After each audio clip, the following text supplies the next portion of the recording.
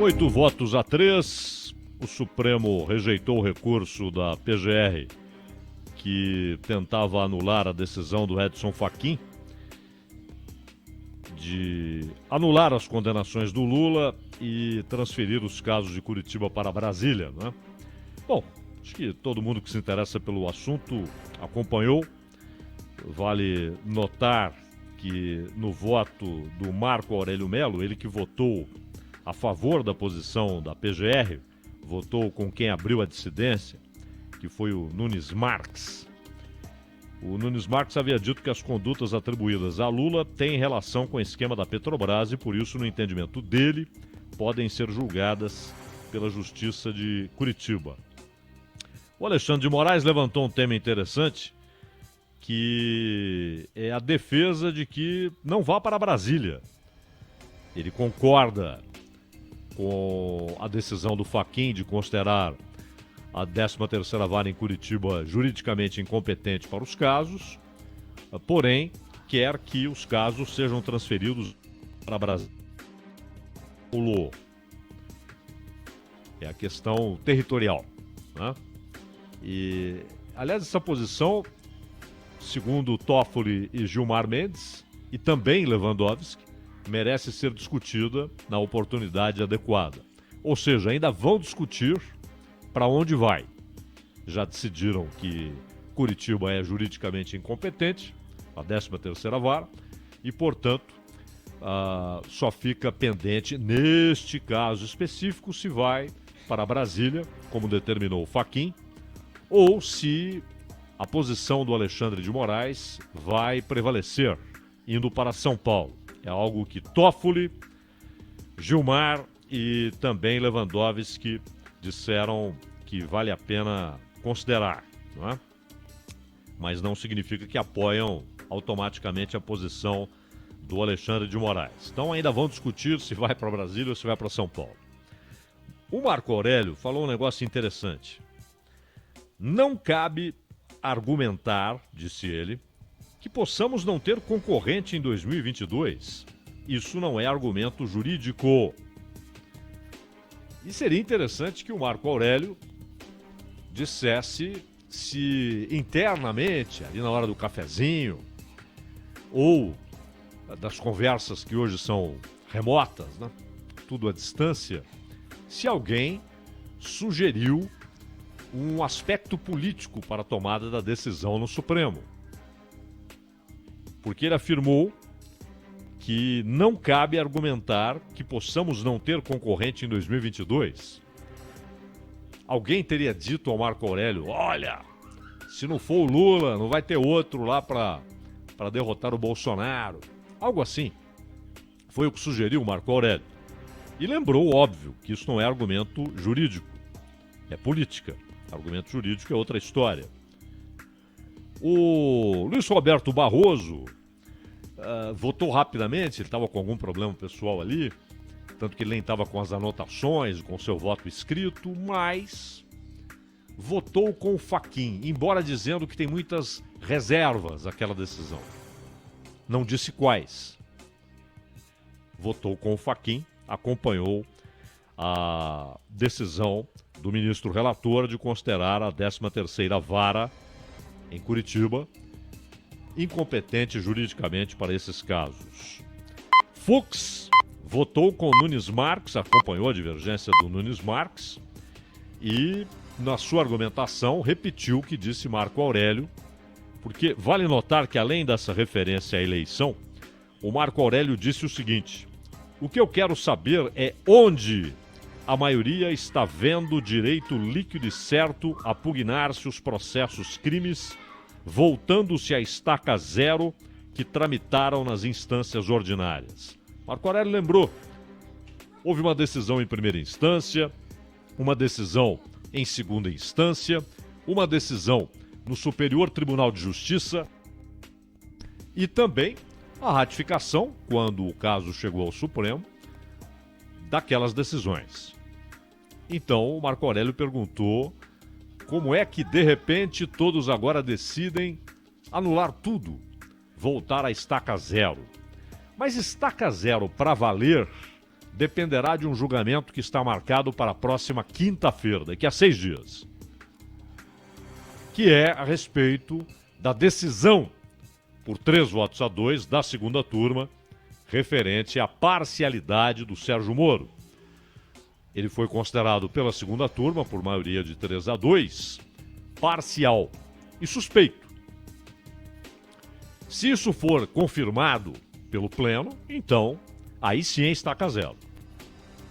Aí é estaca zero para valer, porque, neste caso, desaparece a possibilidade do juízo, seja no Distrito Federal, como quer Fachin, seja em São Paulo, como sugeriu Alexandre de Moraes, defendeu Alexandre de Moraes.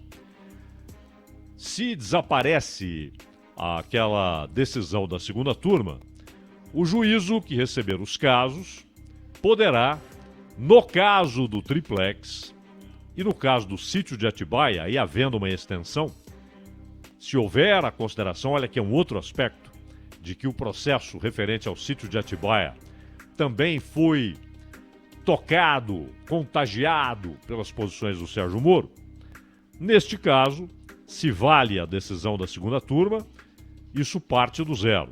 Caso contrário, se for anulada a decisão da segunda turma quanto à suspeição do Moro, o juízo que receber os casos poderá, por intermédio do seu titular, o juiz, acolher as provas que foram aceitas, acolhidas em Curitiba.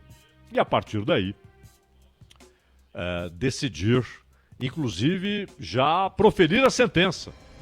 A coisa pode ser muito mais rápida. E aí haverá recurso, vai para um colegiado em segunda instância. Mas isso vai depender do julgamento de quinta-feira e, claro, na semana que vem falaremos bastante a respeito. Mas vale notar algumas reações políticas à decisão do Supremo por 8-3. Logo depois da decisão, o Lula escreveu que ele tem uma espécie de missão de consertar o país. Consertar o país, disse o Lula. Ou seja, ele já recebe a decisão do Supremo como sinal verde para se pronunciar como candidato. Não dirá sou candidato. Só no momento oficial de confirmação da candidatura, é claro. E aí tem todo aquele proforma. Haverá uma disputa, alguém pode lançar o nome. Bom, se o Lula disser para o PT, sou candidato, pode aparecer alguém como o Suplicy. Vocês estão lembrados? O Suplicy disputou uma prévia com o Lula. Ficou de castigo um tempo, inclusive, por isso. Mas disputou. Mas não há a menor chance de o Lula sendo candidato, de o PT escolher outro candidato. Não há a menor chance. Sendo o Lula candidato, e ele é, só se algo o leve a desistir, não quero, tô cansado, alguma coisa assim, uma decisão pessoal. Mas se ele disser sou candidato, é óbvio que ele será o candidato do PT, isso é evidente. Não há a menor dúvida. Ninguém vai vencê-lo numa prévia, ainda que alguém queira disputar uma prévia como fez o Suplicy há 20 anos. Agora, o Lula disse isso, né? Que tem a missão de consertar o país. Ou seja, já imediatamente após a decisão, projetou a disputa do ano que vem. Bolsonaro, por sua vez, foi além. Naquele ao vivo que ele faz lá às quintas-feiras, ontem ele estava com o presidente da Caixa, e ele falou que o Lula é candidato. Antes do Lula, ele já falou, Lula é candidato, né? E usou aquele ao vivo, aquele tempo, para atacar os 8 anos de Lula no poder. Falou até um pouco do que veio após, né, Dilma, mas focou principalmente nos 8 anos de Lula. Inclusive com o presidente da Caixa fazendo comparações dos lucros da Caixa nos tempos do Lula, nos tempos da Dilma e nos 2 primeiros anos do Bolsonaro. Ou seja, o Bolsonaro, imediatamente depois da decisão, já mostrou que caminho vai correr, que caminho vai escolher. Ele vai apostar na tal polarização, ele e Lula. E o resto é o resto. Os outros candidatos, pelo menos por hora, a não ser ele fez uma menção ao Mandetta, dizendo que o Mandetta é o candidato da TV Globo, ou do Grupo Globo, como queiram. Mas deixou claro. E dizíamos aqui há um bom tempo que Lula e Bolsonaro trabalham e trabalharão com esse cenário. Vamos ver quem tem menor rejeição. Porque ambos têm um eleitorado básico, fiel. E aí há aqueles que rejeitam peremptoriamente um ou outro, ou até os dois, alguns rejeitam os dois, mas a ideia é quem rejeita o Lula, ainda que tenha muitas restrições e decepções com o governo Bolsonaro, votará no Bolsonaro. E quem rejeita o Bolsonaro incondicionalmente, ainda que tenha restrições e decepções com o Lula, votará no Lula, porque votará contra o Bolsonaro. Essa é a ideia básica de ambos. Não é? Um quase referendo. Mas aos outros.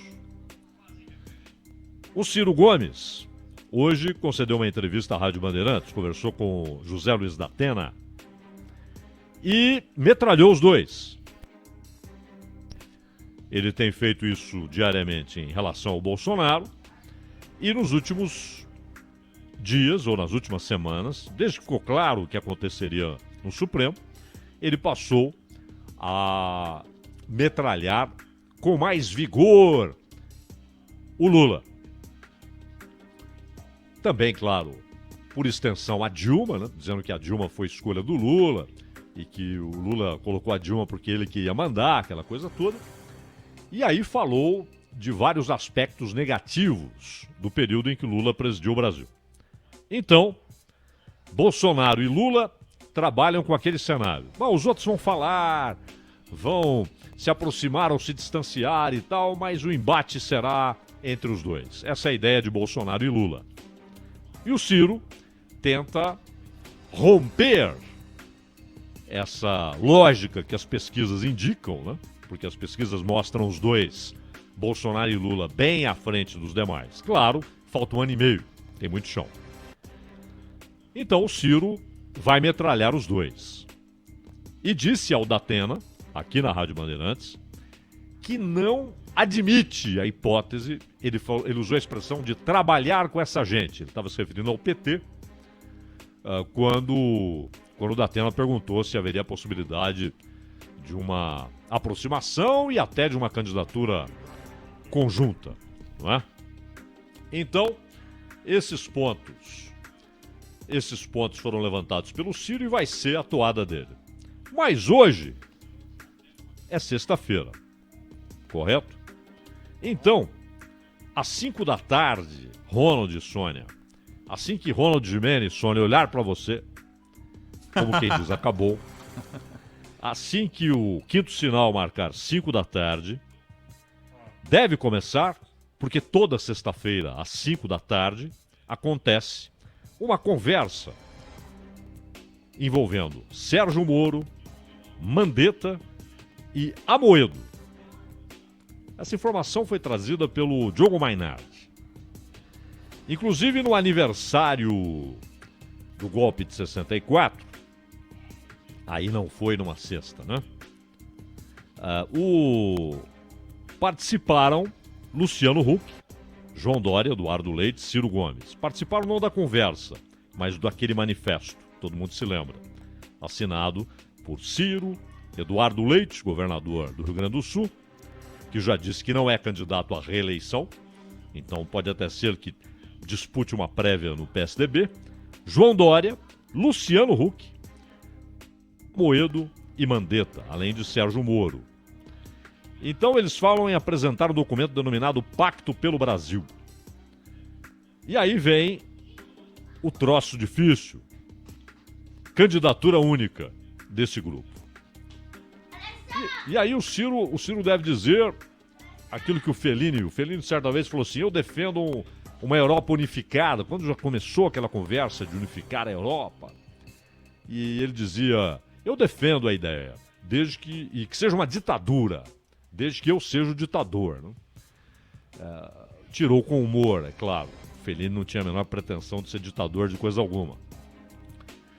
Mas o Ciro provavelmente vai dizer: eu concordo, desde que seja eu o candidato único. Ele não dá o menor sinal, tanto que há poucos dias ele sugeriu que o Lula fosse candidato na chapa encabeçada por ele, Ciro. O Lula fosse candidato a vice. Claro que ele não estava achando que a proposta seria recebida pelo Lula com vou pensar, vamos ver. Né? Ela foi descartada de cara e o Ciro sabia. Era uma provocação política. E uma maneira de mostrar, ó, eu tô no páreo. Não é? Mandetta, sinceramente, né? Os caras têm forçado, colocado o Mandetta em pesquisa e tal. Eu posso estar errado, mas não dá. Não vejo chance eleitoral. Sujeito que foi um ministro da saúde ruim, um deputado, que outro dia até a Gleisi Hoffmann dizia, um deputado que, como médico e de certa maneira aquela história de bancada da saúde, quase sempre defendeu os interesses de planos de saúde, né? De empresas que trabalham com a saúde. Então, não vejo muita chance, mas tem uma forçação tremenda.